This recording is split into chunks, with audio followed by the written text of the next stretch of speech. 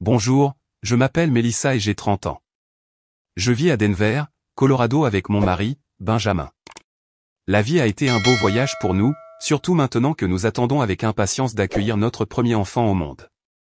Je suis déjà enceinte de 8 mois, et chaque coup de pied, chaque battement et chaque battement de cœur nous remplissent tous les deux de joie et d'excitation. Benjamin et moi avons travaillé incroyablement dur pour nous préparer à ce nouveau chapitre. Au cours des 2 dernières années, nous avons fait de l'épargne pour l'avenir de notre bébé notre priorité absolue. Benjamin travaille comme consultant en informatique, prenant souvent des projets freelance supplémentaires, tandis que je gère les finances en tant que comptable à temps plein. Nous avons tous les deux réduit les dépenses inutiles, sauté les vacances et sacrifié le luxe, tout cela pour construire un filet de sécurité financière solide pour les besoins médicaux imprévus pendant ou après l'accouchement. Ensemble, nous avons réussi à économiser $150 000 spécifiquement pour les frais d'hospitalisation, les traitements et les soins de notre bébé. Pour nous, ce n'est pas seulement de l'argent, c'est la tranquillité d'esprit, sachant que quoi qu'il arrive, nous pouvons offrir à notre enfant les meilleurs soins possibles. Tout au long de ma grossesse, Benjamin a été mon rock. Il assiste à chaque rendez-vous médical, aide à aménager la chambre d'enfant et lit même des livres sur la parentalité avec moi le soir. Nous avons peint la chambre d'enfant d'un double ciel, assemblé le berceau ensemble et fait le plein de tous les articles essentiels pour bébé. Chaque détail est rempli d'amour et d'espoir. Une des plus grandes bénédictions de ma vie a également été la mère de Benjamin, Evelyne. Étant donné que mes propres parents vivent loin, Evelyne a assumé ce rôle maternel pour moi à bras ouverts. Elle est gentille, chaleureuse et profondément excitée à l'idée de devenir grand-mère. Elle nous invite souvent à déjeuner, prépare mes plats préférés et me donne des conseils utiles basés sur ses propres expériences. Mais aussi heureux que soient ces moments, tout n'a pas été simple. Christina, la sœur aînée de Benjamin, a toujours eu une relation compliquée avec nous. Au fil des ans, elle a lutté contre l'infertilité, ce avec quoi je sympathise sincèrement. Mais au lieu de trouver la paix, Christina a laissé sa douleur se transformer en ressentiment envers moi. J'ai toujours essayé de rester gentille et respectueuse, évitant les conflits, mais ses remarques passives-agressives ne manquaient jamais de me piquer. Pour éviter les tensions, Benjamin et moi planifions généralement nos visites chez Evelyne à des moments où Christina ne devrait pas être là. La plupart du temps, cette simple stratégie fonctionne. Mais j'étais loin de me douter que bientôt nos vies allaient plonger dans quelque chose de bien plus sombre et bien plus dangereux que tout ce que j'aurais pu imaginer. Alors que ma grossesse se poursuivait au 2e mois, Benjamin et moi avons finalement entendu le cœur de notre bébé battre pour la toute première fois. Ce doux et rapide martèlement a rempli la pièce pendant l'échographie et nous a fait tous les deux fondre en larmes. C'était réel, une petite vie grandissait en moi. Ce soir-là, nous avons célébré tranquillement à la maison, nous serrant un peu plus fort que d'habitude, submergés par la joie et la gratitude. Au fil des semaines, mes nausées matinales ont lentement disparu, et au moment où j'entrais dans mon 5e mois, nous avons atteint une autre étape, le rendez-vous pour révéler le sexe du bébé. Je me souviens d'être allongé sur la table d'examen pendant que Benjamin me tenait la main, tous deux nerveux mais excités. La technicienne en échographie a souri et a dit « Félicitations, c'est un garçon ». Des larmes ont rempli mes yeux. Benjamin a embrassé mon front et a murmuré « Notre petit Bobby ». Nous avions déjà choisi le nom il y a des mois, mais l'entendre confirmer a rendu tout encore plus réel. Chaque mois qui passait, Benjamin et moi devenions plus préparés, à la fois émotionnellement et financièrement. Nous avons terminé de peindre la chambre de Bobby, assemblé son berceau et organisé ses petits vêtements par taille. Au 7e mois, nos économies avaient finalement atteint $150 000, un solide filet de sécurité qui nous donnait la tranquillité d'esprit. À travers tout cela, Evelyne est restée mon système de soutien constant. Elle nous rendait souvent visite, cuisinait pour nous, nous apportait des vitamines et m'accompagnait même à quelques rendez-vous médicaux lorsque Benjamin était occupé par son travail. Elle était plus qu'excitée à l'idée de devenir grand-mère, crochetant constamment de petites couvertures pour bébé pour Bobby. Sa chaleur a contribué à calmer beaucoup de mes nouvelles peurs de maman. Mais aussi beaux que soient ces moments, les ombres de l'amertume de Christina ne se sont jamais complètement dissipées. Bien que nous évitions principalement les interactions en personne avec elle, il y a eu des moments où nos chemins se sont inévitablement croisés, et chaque rencontre donnait l'impression de marcher sur des œufs. Un dimanche après-midi, Evelyne nous a invités à déjeuner. Elle avait préparé mon plat préféré, son poulet rôti spécial au beurre à l'ail. Benjamin et moi sommes arrivés avec des fleurs pour elle, espérant un repas paisible. Mais dès que nous avons franchi le seuil, mon cœur s'est serré. Christina était déjà assise à la table à manger. Son regard a croisé le mien, et bien qu'elle ait forcé un sourire, la froideur tranchante derrière son regard était impossible à ignorer. « Eh bien, regardez-vous, dit-elle, son ton teinté de sarcasme. Vous jouez toujours la princesse enceinte délicate, à ce que je vois. » J'ai pris une lente respiration, essayant de ne pas réagir. « Bonjour, Christina, ai-je répondu doucement, gardant mon calme. Benjamin est immédiatement intervenu, sa voix calme mais ferme. « Ça suffit, Christina. Nous sommes ici pour déjeuner, pas pour tes commentaires sarcastiques. » Christina a haussé les épaules, feignant l'innocence. « Je faisais juste la conversation. Ne sois pas si sensible. » Evelyne, toujours pacificatrice, a rapidement redirigé la conversation vers des sujets plus sûrs, posant des questions sur la chambre d'enfant, suggérant des prénoms, bien que Bobby soit déjà choisi, et parlant de la météo et des recettes. Nous avons tous essayé de suivre son exemple, mais la tension sous-jacente est restée lourde tout au long du repas. Christina a gardé ses distances pendant la majeure partie de l'après-midi, faisant défiler sur son téléphone et levant occasionnellement les yeux au ciel chaque fois qu'Evelyne se répandait sur l'arrivée prochaine de Bobby. Malgré l'inconfort, je me suis rappelé de rester calme. Ce n'était que quelques heures, et bientôt nous retournerions à la maison dans notre petite bulle paisible. Ce que je ne savais pas, c'est que ce simple déjeuner serait l'un des derniers moments calmes avant que tout ne s'effondre complètement. Quelques jours après ce déjeuner tendu, Benjamin a eu une matinée très occupée remplie de réunions et de courses. Comme je me sentais assez bien ce jour-là, j'ai décidé de rendre visite seule à Evelyne. Elle m'avait invité pour l'aider à trier des articles pour bébé qu'elle avait collectionnés, une tâche qui me remontait toujours le moral. La maison était aussi chaleureuse et accueillante que jamais à mon arrivée, l'odeur du pain aux bananes fraîchement cuit remplissait l'air alors qu'Evelyne m'accueillait avec un sourire éclatant. « Entre, ma chérie, j'ai préparé ton plat préféré, dit-elle en me conduisant dans la cuisine. » Nous avons passé l'heure suivante à bavarder, à plier des vêtements de bébé et à parler des dernières choses dont j'aurais besoin pour l'arrivée de Bobby. Ces moments simples avec Evelyne me donnaient toujours l'impression d'être soutenu, comme si j'avais une deuxième mère à mes côtés. Mais l'atmosphère paisible n'a pas duré. Juste au moment où je me levais pour prendre une autre boîte de petits bodys, j'ai entendu la porte d'entrée s'ouvrir. Mon estomac s'est immédiatement serré, je connaissais cette voix. Christina. Elle est entrée dans le salon, me regardant à peine. « Oh, c'est toi, dit-elle platement. Je ne pensais pas que tu serais là aujourd'hui. » J'ai gardé mon ton poli mais prudent. « Je ne savais pas que tu serais là non plus. » Evelyne, sentant la tension soudaine, s'est rapidement excusée pour aller à l'étage chercher de vieilles boîtes de rangement, me laissant seul un instant avec Christina. Mon pouls s'est accéléré, je n'aimais pas être seul avec elle, mais je ne voulais pas non plus paraître faible. Christina a posé son téléphone et m'a regardé droit dans les yeux. Cette fois, il n'y avait pas de sarcasme, seulement une détermination froide. « J'ai besoin de te parler, dit-elle, sa voix aiguë. C'est à propos de l'argent. » J'ai froncé les sourcils, confuse. « Quel argent ? » Les 150 000 $ que toi et Benjamin avez économisés pour le bébé, dit-elle sèchement, croisant les bras. « J'en ai besoin. » Je me suis figé, sidéré par son audace. « Cet argent est destiné aux soins médicaux de Bobby, Christina. Nous avons économisé pour les urgences, juste au cas où quelque chose arriverait pendant ou après l'accouchement. Tu ne sais même pas si tu en auras besoin, a-t-elle rétorqué. Pendant ce temps, je suis endetté jusqu'au cou pour mes traitements de fertilité. La famille est censée s'entraider, et tu es égoïste. J'ai pris une profonde respiration, essayant de rester calme. Je suis sincèrement désolé pour tout ce que tu as traversé, mais cet argent n'est pas négociable. C'est pour la santé et la sécurité de mon fils. Je ne peux pas te le donner. Son visage s'est tordu de colère. Tu ne mérites rien de tout ça. Tu as juste eu de la chance en te mariant. Tu n'as jamais eu à lutter comme moi. Tu n'apprécies même pas la chance que tu as. Avant que je puisse répondre, la voix d'Evelyne a appelé d'en haut. Tout va bien en bas? J'ai rapidement répondu, oui, Evelyne, nous allons bien. Mais intérieurement, je savais que les choses étaient loin d'aller bien. La façon dont Christina me fixait, l'amertume qui rayonnait d'elle, me disait que quelque chose en elle avait craqué. L'air s'est épaissi de tension. Les yeux de Christina brûlaient de fureur maintenant, sa respiration était plus lourde, ses mains serrées en poing. Je sentais mon cœur battre la chamade, mes instincts me criaient que je n'étais plus en sécurité seul ici avec elle. « Tu crois que tu es meilleur que moi ?» a-t-elle sifflé, se rapprochant. Tu ne mérites pas Benjamin, tu ne mérites pas ce bébé.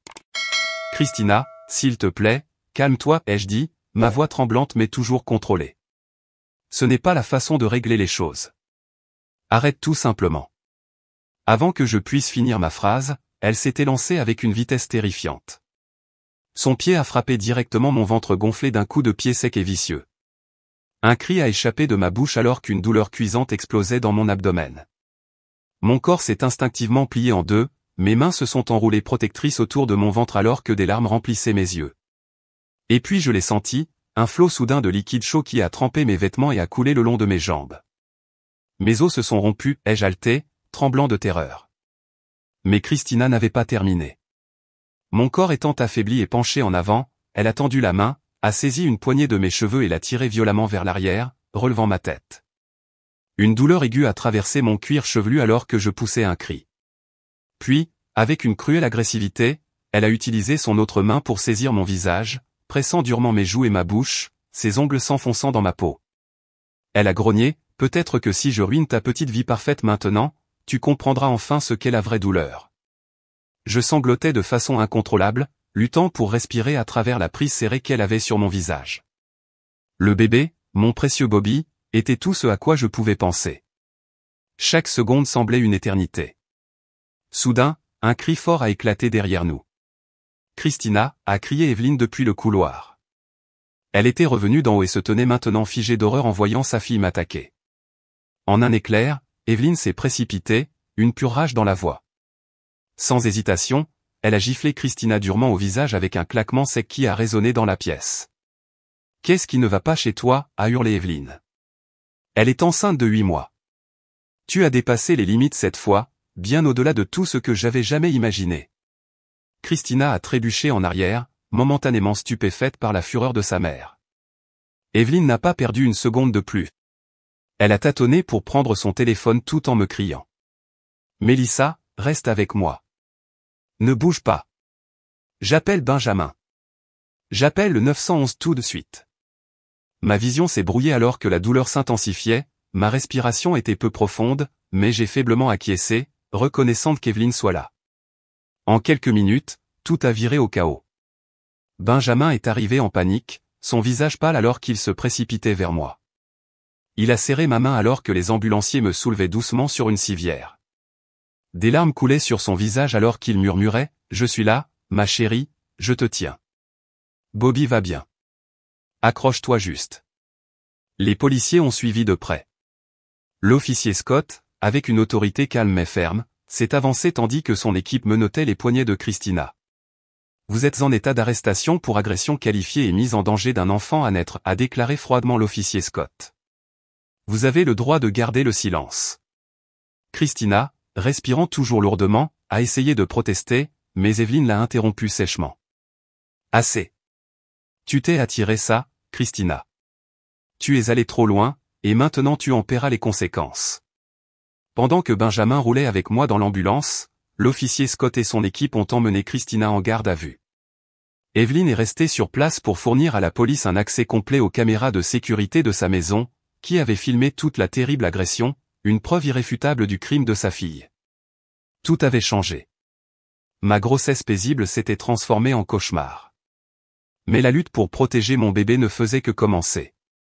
Le trajet jusqu'à l'hôpital a semblé flou, les lumières rouges clignotantes, le bip régulier des machines dans l'ambulance, la voix paniquée de Benjamin murmurant des mots de réconfort, et mes propres larmes coulant sur mes joues.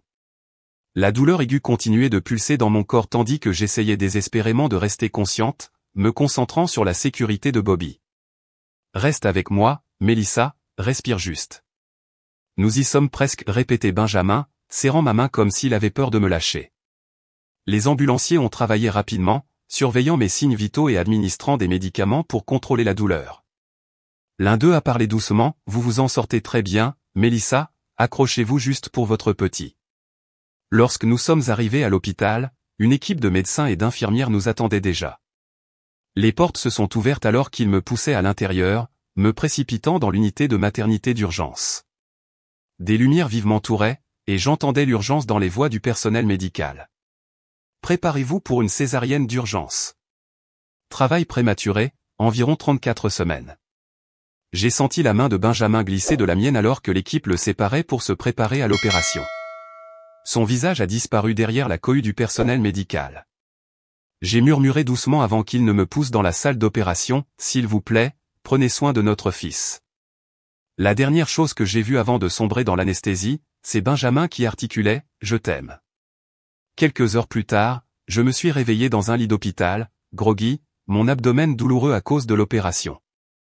Le ronronnement régulier des machines et des moniteurs m'entourait alors que la réalité revenait lentement. Mes mains ont instinctivement atteint mon ventre, vide maintenant. Mon cœur s'est emballé.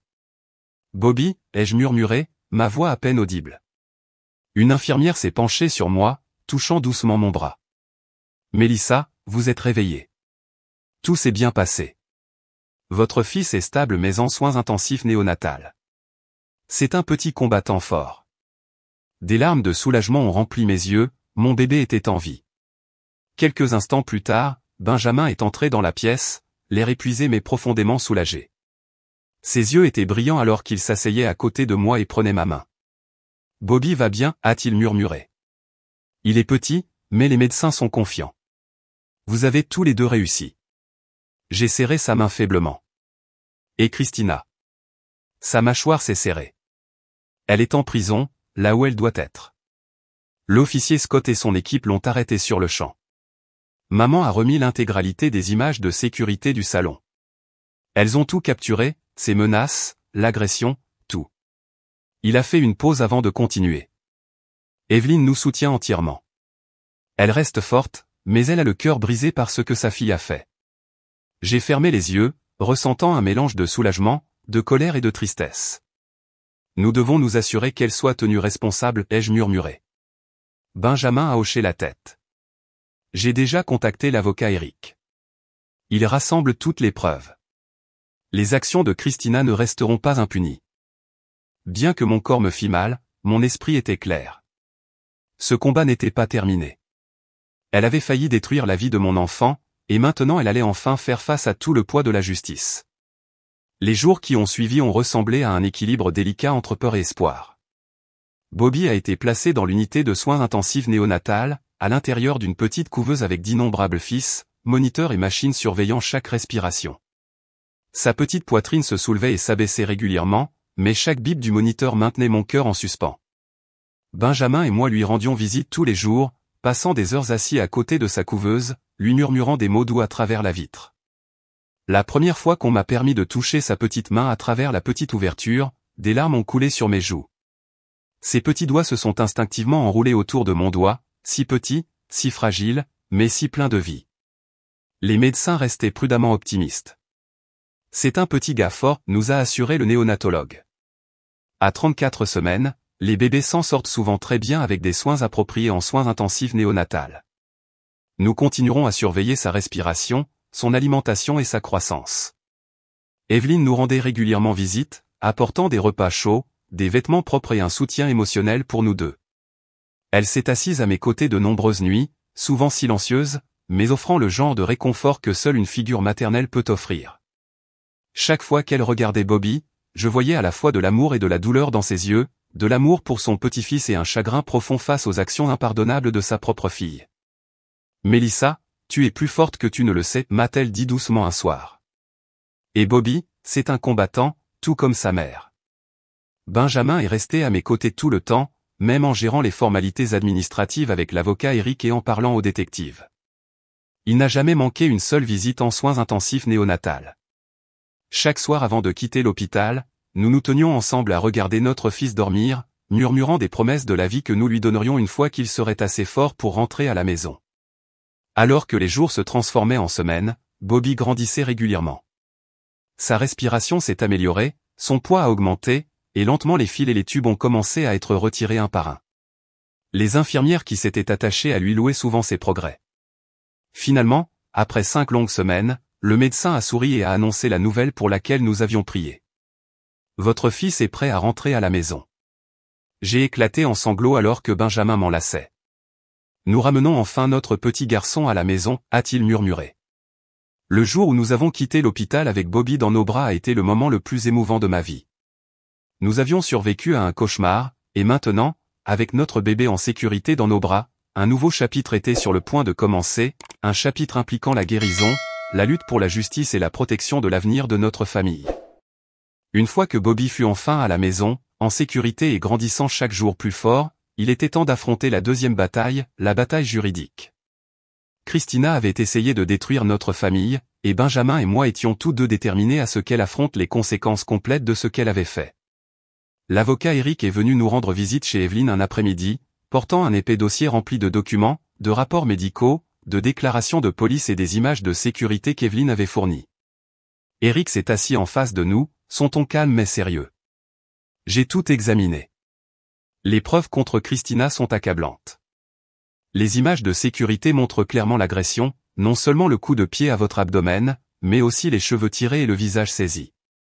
Combiné à vos dossiers médicaux, votre séjour en soins intensifs néonatal et les rapports de police, nous avons un dossier très solide. Benjamin a hoché la tête fermement. Elle a failli tuer ma femme et mon fils. Nous voulons nous assurer qu'elle soit pleinement tenue responsable. Eric a poursuivi, étant donné que vous étiez enceinte de 8 mois au moment de l'agression, les accusations sont beaucoup plus sérieuses en vertu de la loi de l'État. Christina fera face à de multiples accusations criminelles, y compris agression aggravée sur une femme enceinte, mise en danger inconsidérée d'un enfant à naître et infliction intentionnelle de détresse émotionnelle. J'ai avalé difficilement, mes mains se serrant autour de Bobby, qui dormait paisiblement dans mes bras. Combien d'années pourrait-elle être condamnée? Eric a fait une pause. Compte tenu de la gravité des accusations et des preuves que nous avons rassemblées, l'accusation demandera la peine maximale. Nous demanderons une peine de prison complète, pas de sursis, pas une simple réprimande, mais une véritable peine de prison. Evelyne, assise à côté de moi, a essuyé une larme. Cela me brise le cœur en tant que mère de voir ce que Christina a fait, mais elle s'est attirée cela.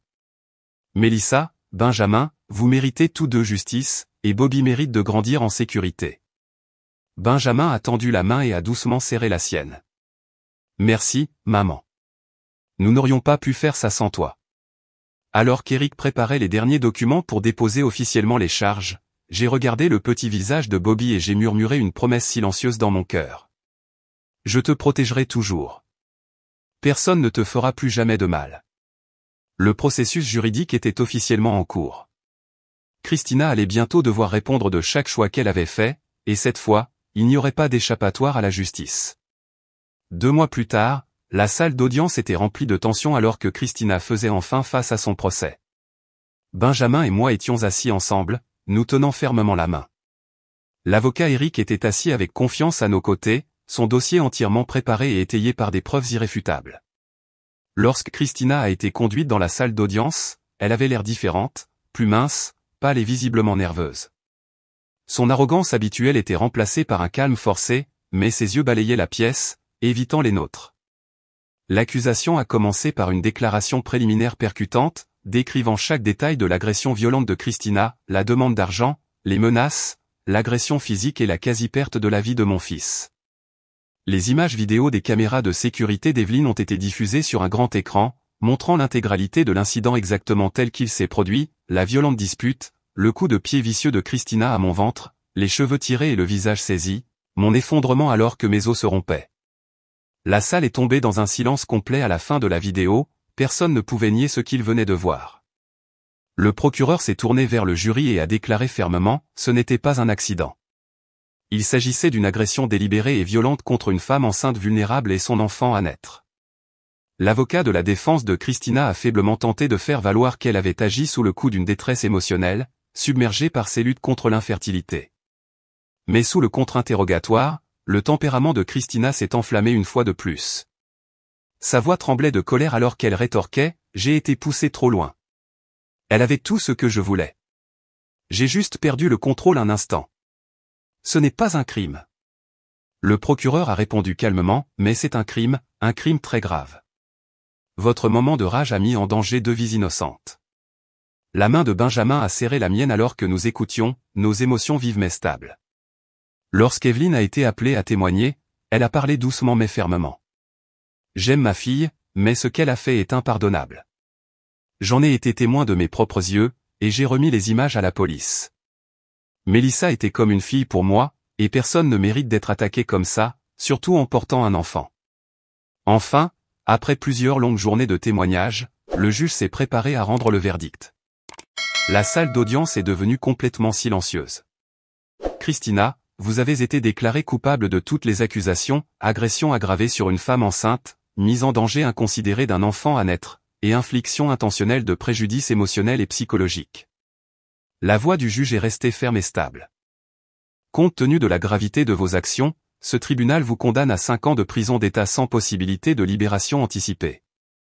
De plus, vous êtes condamné à payer une restitution intégrale pour tous les frais médicaux, les dommages émotionnels et les frais de justice engagés par les victimes.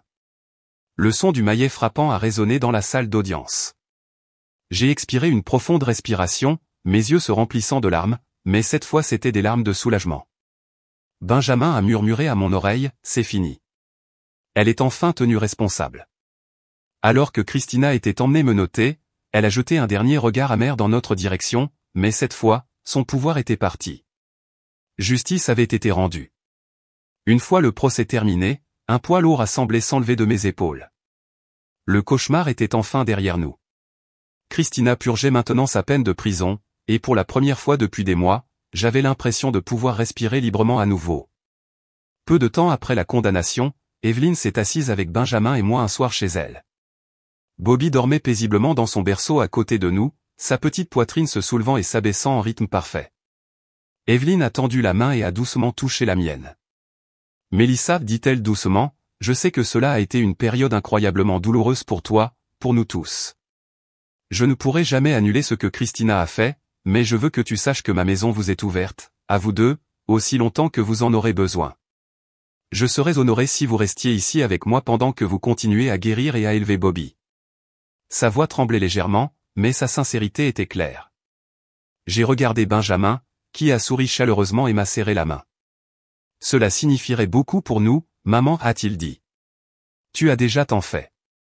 Nous serions reconnaissants de rester ici et de prendre un nouveau départ ensemble. » Et ainsi, nous avons pris la décision d'emménager chez Evelyne.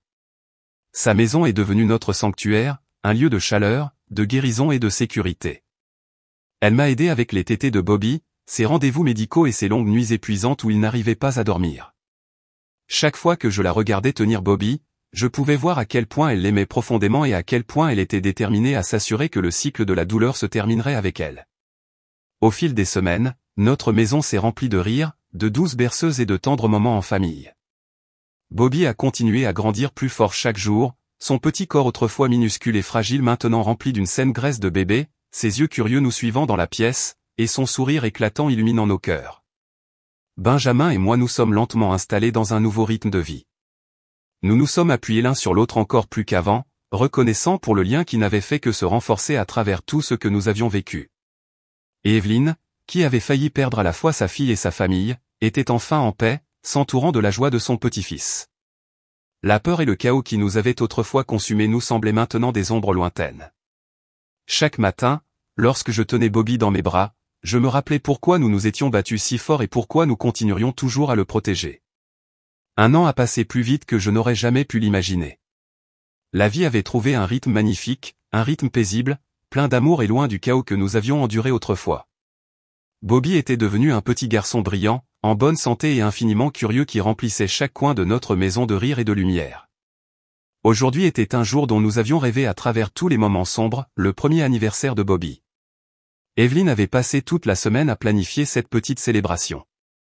Des ballons remplissaient le salon, des banderoles colorées pendaient aux fenêtres, et l'odeur des cupcakes fraîchement cuits flottait dans l'air. Sur une petite table se trouvait un gâteau bleu et blanc parfaitement décoré avec une bougie géante en forme de numéro 1, attendant d'être allumée. Amis et familles proches se sont rassemblés, souriant, applaudissant et riant alors que Bobby était assis dans sa chaise haute, les yeux écarquillés et fascinés par toute l'excitation. Benjamin se tenait derrière moi, ses bras enroulés protectrices autour de ma taille, et Evelyne était assise près, ses yeux brillants d'une joie tranquille. Pendant que nous chantions un joyeux anniversaire, je ne pouvais retenir mes larmes. Mais ces larmes étaient différentes. Elles n'étaient pas de peur, de douleur ou de chagrin. C'était de la pure gratitude. Il y a un an, je n'étais pas sûr si Bobby ou moi allions même survivre. Mais maintenant, nous étions là, en sécurité, heureux, ensemble. Après la fin de la chanson, je me suis penché et j'ai embrassé Bobby sur le front, murmurant « tu es mon miracle.